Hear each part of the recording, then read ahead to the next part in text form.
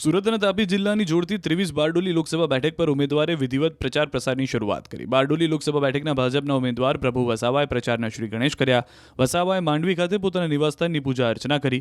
લોકસભા બેઠકની વાત કરીએ તો 23 બારડોલી લોકસભા બેઠક પર ભાજપે સતત ત્રીજી ટર્મમાં ઉમેદવાર તરીકે પ્રભુ વસાવાની પસંદગી કરી। ત્યારે મતદારો સુધી પહોંચવા પ્રભુ વસાવાએ માંડવીમાં પૂરજોશમાં પ્રચાર શરૂ કર્યો અને આ વખતે 5 લાખથી વધુ મતોથી જીતવાનો દાવો કર્યો। માંડવીમાં પ્રચાર કર્યા બાદ તેઓ પોતાના મૂળ નિવાસસ્થાન સેઠવાવ ગામ ખાતે પહોંચ્યા હતા। ત્યાં પોતાના પિતાજીની પ્રતિમાને પુષ્પહાર અર્પણ કરી સ્મૃતિ સ્મારક પાસે આશીર્વાદ લીધા હતા। સૌપ્રથમ તેઓએ માંડવીથી તાપી જિલ્લામાં પ્રવેશતા ગામડાઓમાં પ્રવેશી ચૂંટણી પ્રચારની શરૂઆત કરી છે। મહત્વનું છે કે પ્રભુ વસાવા વર્ષ 2012માં માંડવી બેઠક પરથી કોંગ્રેસમાંથી ધારાસભ્ય તરીકે ચૂંટાયા હતા।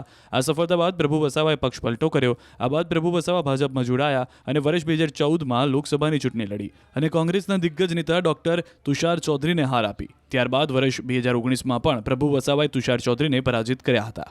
મારા ઘરેથી આજે પૂજા અર્ચના કરીને રૂપણ ખાતે હનુમાન દાદાના દર્શન કરીને આજે સઢવાવ ખાતે મારા પિતાજીના સ્મારક પર માથું ટેકવી મારા માતૃશ્રીના આશીર્વાદ લઈને હું મહારાષ્ટ્રની બોર્ડરનું છેલ્લું ગામ કહેવાય પણ લોકસભાનું પહેલાં ગામ તરીકે જેની ગણના ભારતીય જનતા પાર્ટી જે ગણાવી છે અને એ ગામથી આજે હું શ્રી ગણેશ પ્રચારના કરી રહ્યો છું અને લોકોના જે રીતે ઉમળકાભેર જે સ્વાગત અને જે ઉત્સાહ જોવા મળે છે એનું કારણ છે કે આ ચૂંટણી ફક્ત ભારતીય જનતા પાર્ટીના ઉમેદવાર તરીકે મને જીતાડવા માટે કે આ 23 બારડોલી લોકસભાના ઉમેદવાર તરીકે જીતાડવા માટે કરતાં પણ આજે દેશના ત્રીજી વખતના વડાપ્રધાન તરીકે નરેન્દ્રભાઈ મોદી સાહેબને બેસાડવા એ આજે પાર્ટી માટે કે એમના માટે જરૂરી નહીં પરંતુ આજે દેશની જરૂરિયાત બની ચૂકી છે કે ત્રીજી વખત દેશના વિકાસ માટે દેશના અંગ્રેજો વખતની ઘરેડથી ચાલી આવેલા હજુ પણ એવા કાયદાઓને રિફોર્મ કરીને દેશના વિકાસને હજુ પણ નવી ઊંચાઈએ પહોંચાડવા માટે વિશ્વગુરુ બનાવવા માટે વૈશ્વિક ફલક પર ભારતનું નામ રોશન કરવા માટે અને 2047માં સંપૂર્ણપણે આત્મનિર્ભર ભારતનું સ્થાન અપાવવા માટે નરેન્દ્રભાઈ મોદી સાહેબને વડાપ્રધાન બનાવવા એ દેશની જરૂરિયાત છે અને એના માટે તમામ મતદાર ભાઈ બહેનો આજે થનગનાટ કરી રહ્યા છે કે નરેન્દ્રભાઈને મતદાન રૂપી કમળના નિશાન પર મતદાન રૂપી મતદાન કરીને આશીર્વાદ આપશે। તાપીમાંથી કોંગ્રેસનો ઉમેદવારને ઊભો રાખ્યો છે, કેટલી ટફ રહેશે બેઠક, તે પણ આદિવાસી વિસ્તાર છે। આપ સની જે વિધાનસભાઓ છે એ ઓપન સમાજમાં વધારે છે, તો મતદારો પર કઈ રીતનો મિજાજ છે, શું કહેશો?